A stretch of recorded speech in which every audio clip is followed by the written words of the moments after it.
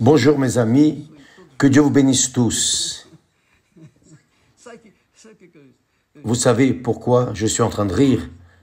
Parce que j'étais ici en train de méditer et dans cette méditation que j'étais en train de faire, je suis arrivé à un moment où, laissez-moi désactiver les commentaires, je suis arrivé au moment où j'ai lu un texte qui dit ainsi: réjouissez-vous en espérance, soyez patients dans l'affliction, persévérez dans la prière. Et là, lorsque j'ai lu ce verset, je me suis rappelé de vous qui nous regardez maintenant, parce que je sais, j'ai l'absolue certitude, le Saint-Esprit confirme en moi que lorsque nous faisons des directs, nous savons que beaucoup de personnes sont éloignées, d'autres sont par terre, d'autres sont froides, d'autres sont sans église, mais toutes dans la majorité, pas toutes, mais dans la majorité, toutes les personnes sont en train de vivre des moments difficiles, que cela soit à cause de problèmes familiaux, sentimentaux, problèmes de santé, économique, quels que soient les problèmes. Je sais que beaucoup de personnes véritablement sincères, mais sont par terre, prostrées, etc. Donc, à l'instant, je me suis rappelé de vous. À l'instant, j'avais oublié de faire mon direct. J'étais en train de méditer. Mais maintenant, mes amis, le Saint-Esprit m'a réveillé pour arriver jusqu'à vous. Je ne sais pas qui regarde, mais je sais une chose, que le Saint-Esprit a parlé et il ne se trompe pas. J'ai la certitude que vous êtes en train de regarder maintenant, là, découragé. Vous n'avez pas encore pris votre bain, vous ne vous êtes pas préparé pour aller à l'église, vous n'avez aucune envie, ni même pour vous lever. Vous vous êtes levé tant bien que mal, oui. Vous qui êtes en faillite dans la foi, déchu dans la foi, froid, gelé dans la foi, congelé dans la foi. Voyez, pourquoi est-ce que cela est arrivé? Parce qu'à un certain moment de votre vie, vous vous êtes découragé, vous êtes resté triste, vous êtes resté frustré ou rancunier, quelque chose, peut-être même avec Dieu. Parce que vous avez commencé à affronter des problèmes difficiles et vous ne vous y attendiez pas. Bien, quand le Saint-Esprit dit « réjouissez-vous en espérance », c'est que l'espérance nous donne une espérance. L'espérance nous fait espérer, oui ou non? L'espérance, c'est une chose que vous espérez, donc nous devons nous réjouir avec cette espérance. Parfois, c'est une chose toute petite, mais cette espérance est suffisante. C'est comme une étincelle dans une forêt sèche. Elle finit par brûler toute la forêt. Ainsi est l'espérance. Mes amis, ne restez pas tristes ou abattus, ne restez pas laissant s'éteindre ce minimum d'espérance qui est en vous. Ne faites pas ça, parce que la foi est intelligente. Vous devez utiliser la foi avec intelligence, non ce que vous sentez. Si je prêtais attention à ce que je sens ou ne sens pas, j'étais perdu, je ne serais pas là en train de vous parler. Donc, il dit, réjouissez-vous en espérance, mais voyez ce qu'il ajoute, soyez patients dans l'affliction. Il sait, le Saint-Esprit sait que tous, 100%, tous ceux qui ont la foi dans le Seigneur Jésus ou qui n'ont pas la foi dans le Seigneur Jésus, tout être humain passe par des tribulations, tous maintenant. Quelle est la différence? Pourquoi Certaines personnes passent par des tribulations et se tuent parce qu'elles n'avaient pas d'espérance. Elles n'avaient d'espérance en rien. Je vais me tuer une fois pour toutes.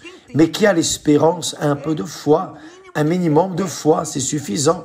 Pas besoin d'avoir une grande foi. Jésus a dit que si vous avez la foi comme un grain de sénévé, vous pourriez déplacer des montagnes. Ici, il dit, réjouissez-vous en espérance. Même cette étincelle qui est là en vous, vous devez vous réjouir parce que cela peut mettre un feu, amener un feu fort, naître une barrière en vous. Et je crois que cela arrive parce que le Saint-Esprit doit être en train de vous toucher et il confirme en vous. Mais en relation à la tribulation, il dit, soyez patients dans l'affliction.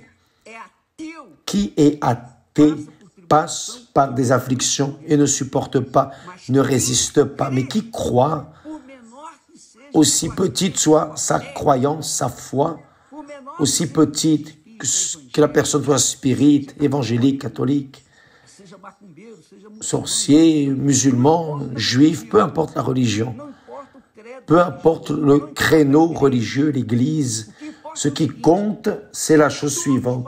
Tous nous passons par des afflictions.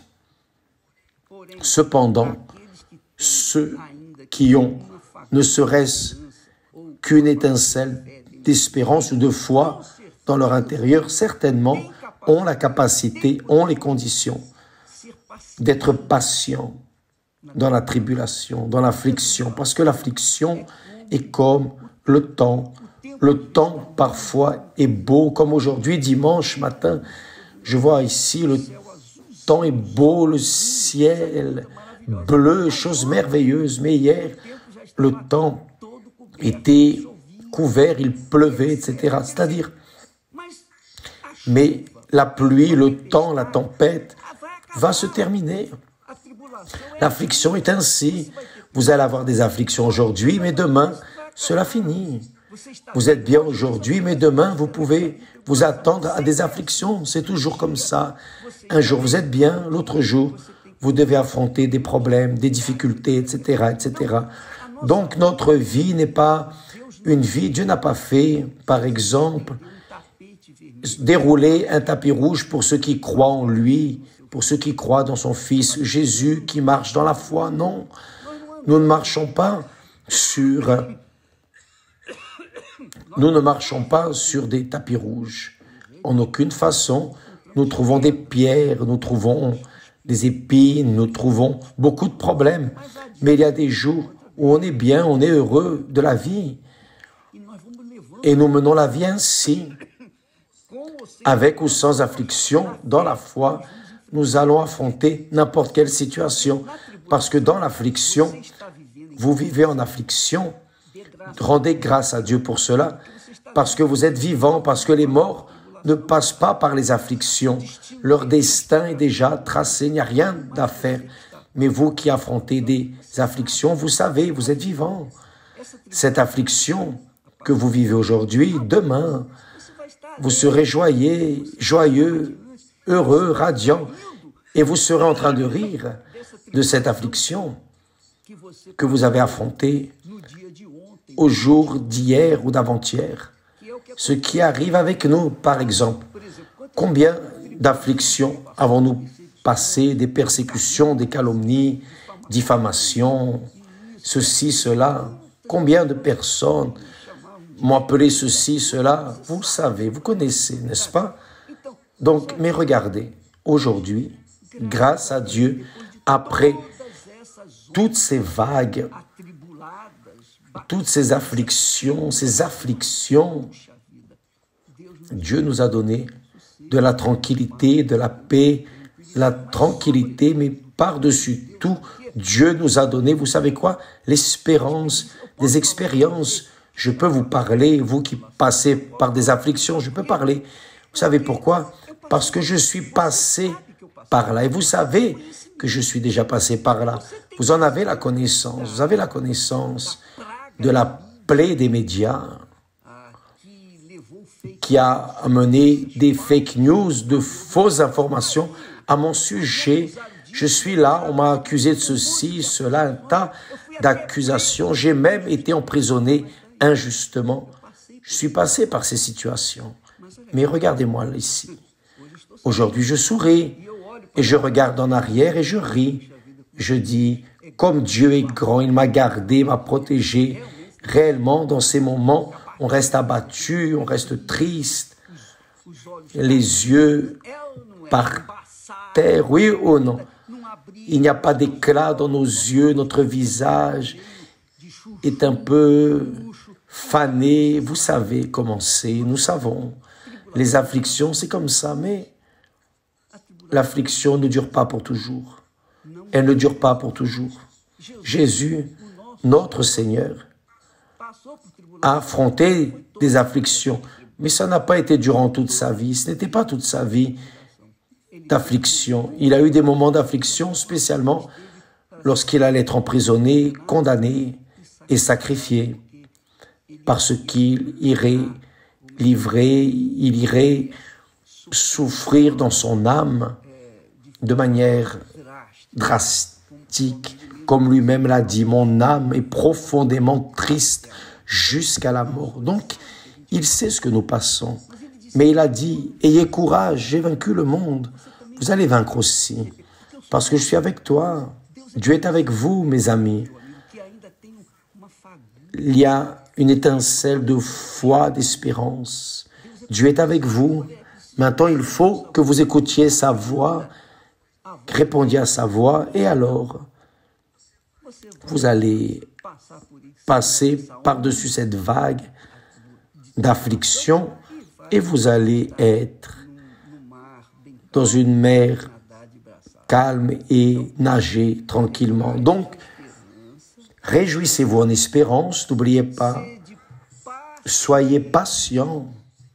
Je sais, la patience est une chose très compliquée, très difficile, mais ce n'est pas impossible. Parce que si Dieu demande que nous soyons patients dans l'affliction, c'est parce que nous pouvons. Il ne demande rien que nous ne puissions faire, oui ou non. Donc, soyez patients dans l'affliction, persévérez dans la prière. Maintenez-vous en prière. Pour prier, vous n'avez pas besoin d'être nécessairement à genoux avec le visage par terre. Non, rien de cela. Pour prier, il vous suffit d'être réveillé. Si vous êtes couché et que vous ne dormez pas, vous pouvez prier à n'importe quel moment. Vous êtes réveillé, vous pouvez prier.